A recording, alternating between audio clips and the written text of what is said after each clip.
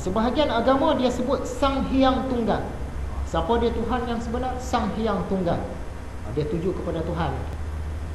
Dan Sang Hyang Tunggal ni boleh nampak ke? Tak boleh nampak. Dia ni Esa. Dia menciptakan langit dan bumi. Kita tak tercapai akal kita nak faham dia tu. Maksud dia tuju pada Tuhan lah tu. Tapi mungkin dia ada sembah berhala yang menjadikan dia tu musyrik. Setengah agama dia sebut Sang Hyang Widi. Kalau dia tuju pada Allah, betul. Tapi kalau dia tuju kepada selain Allah, salah. Batu bersurat Terengganu. Yang ni kita cerita hari tu dah. Tak payah cerita lah kot. Batu bersurat Terengganu. Kenapa ada banyak jenis kepercayaan? Ikut Imam Al-Ghazali dalam kitab Mishkatul Anwar, banyak jenis kepercayaan ni sebab manusia ni terhijab. Ada 3 jenis hijab. Apakah hijab-hijab dia? Hijab ni ialah dinding ataupun tabir ataupun penghalang. Yang tu hijab.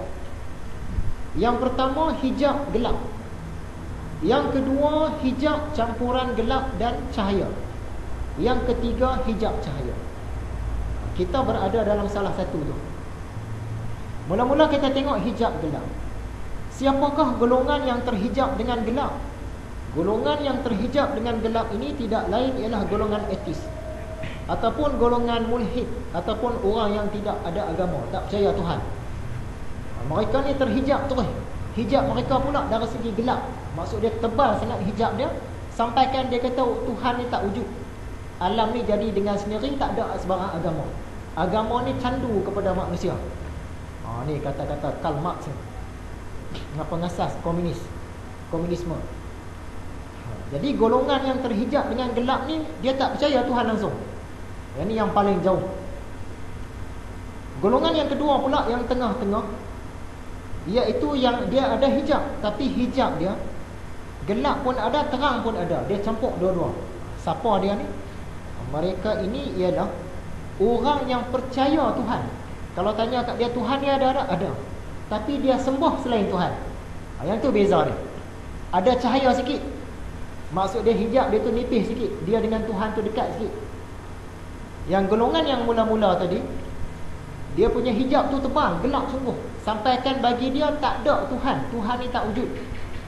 Golongan yang tengah-tengah, hijab dia gelap juga tapi ada cahaya sikit. Dia percaya Tuhan ni ada.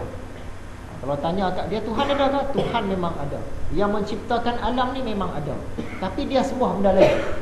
Sama ada dia sembah berhala ke, dia sembah manusia ke, dia sembah tokoh-tokoh ke, atau sembah api ke, sembah matahari ke, dan apa-apa yang lain lah. Tapi dia percaya kewujudan Tuhan. Dan siapa pula golongan yang atas, yang bagus tadi? Golongan yang masih terhijab, tapi dia terhijab oleh cahaya. Yang ni orang-orang Islam, iaitu orang-orang yang percaya kewujudan Tuhan dan dia sembah Tuhan. Dia tak sembah patung, tak sembah api, tak sembah matahari, tak sembah alam, tak sembah apa-apa yang lain. Dia sembah Tuhan, tapi masih terhijab lagi. Iaitu kita lah orang Islam. Kenapa dia katakan masih terhijab? Sebab kita tak sampai ke peringkat ulama-ulama, tak sampai ke peringkat arif billah, tak sampai ke peringkat alimullah, tak sampai ke peringkat ahli-ahli sufi. Mereka ni dah sampai ke peringkat makrifat, peringkat hakikat, peringkat mukasyafah. Kita tak sampai. Sungguh pun begitu, kita ni golongan selamat dah. Sebab dah duduk dalam cahaya. Jadi yang mewujudkan banyak agama ni sebab hijab. Hijab yang pertama tadi, yang paling tebal, yang paling jauh dengan Tuhan, iaitu yang gelap, iaitu orang-orang yang dia tak percaya langsung kewujudan Tuhan. Hijab yang nipis sikit, iaitu yang gelap campur dengan cahaya sikit, iaitu orang-orang yang percaya kewujudan Tuhan tapi dia sembah selain Tuhan. Dan orang yang duduk dalam cahaya dah, walaupun masih terhijab sikit, iaitu orang-orang Islam. Mereka ni percaya kewujudan Tuhan dan dia sembah Tuhan. Ni orang-orang Islam, selamatlah. Bagaimana dengan kedudukan kita? Jadi kita ni dalam golongan yang selamat, insya-Allah. Walaupun masih terhijab oleh cahaya, tetapi sekurang-kurangnya kita dah duduk dalam cahaya dah. Selamat. Jadi masuklah pelajaran malam ini. Kata Imam Al-Ghazali, segala pujian bagi Allah yang menjadikan, yang mengembalikan, yang berbuat barang sekehendaknya, yang mempunyai aras yang mulia, yang gagah perkasa dan panjang lagi cerita. Kita tak hurai tu lagi. Sebab apa? Imam Al-Ghazali dia tulis kitab ni bagi orang yang dah percaya Tuhan, untuk orang Islam. Sebab tu dia kata segala puji bagi Allah yang menjadikan, maksud dia punya klien di depan tu dah percaya Tuhan.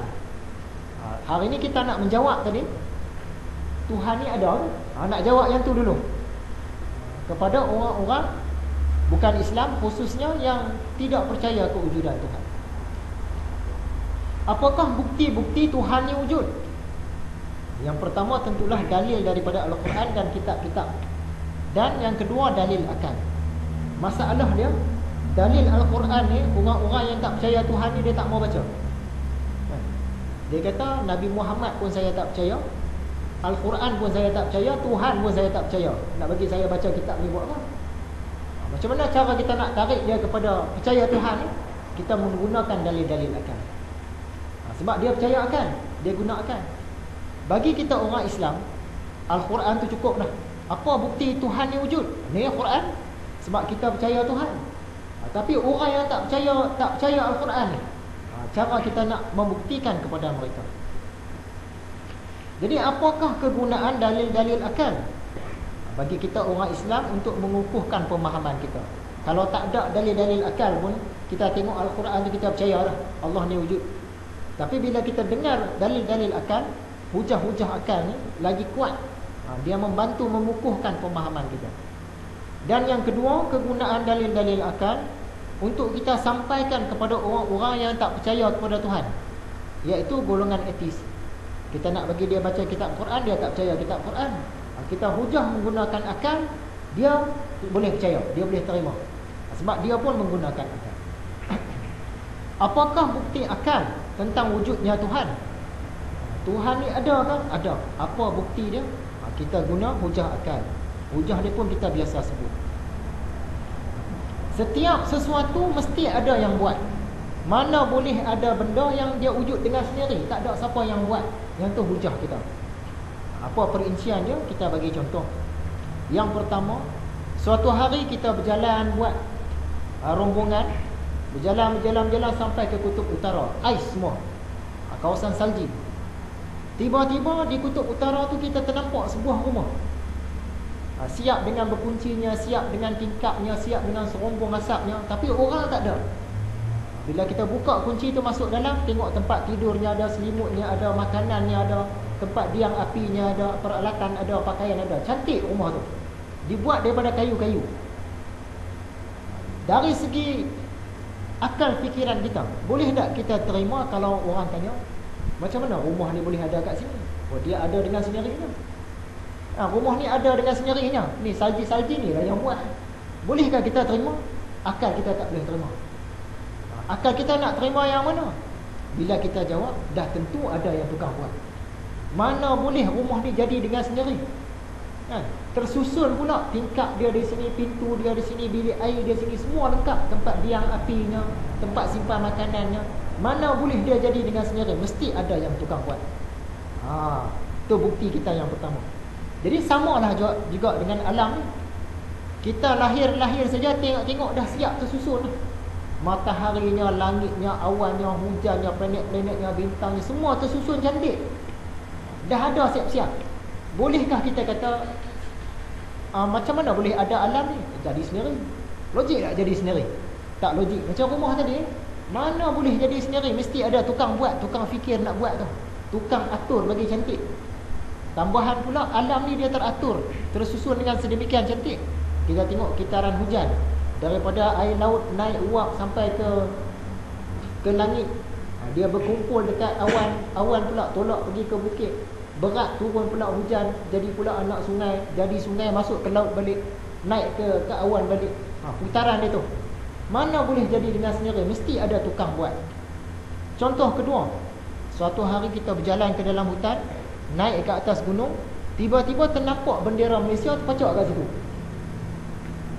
Dari segi akal, sebab orang etis tadi dia pakai akal. Dari segi akalnya, bolehkah kita kata bendera ni dia sendiri dia ada kat sini? Tak ada siapa-siapa bawa, tak ada siapa-siapa pacak, tak ada siapa-siapa buat. Dia sendiri ada di sini. Kita boleh terima tak? Kita tak boleh terima. Dah tentulah akal kita mengatakan bendera ni mesti ada orang yang bawa, orang fikir, orang pacak, orang bubuh, orang tempat, orang lukis bendera tu. Mesti ada macam ni. Begitu jugalah dengan alam ni. Bila kita lahir-lahir tengok ada gunung, ada laut, ada langit semua, dah tentu ada tukang buat, mana boleh dia jadi dengan sendiri.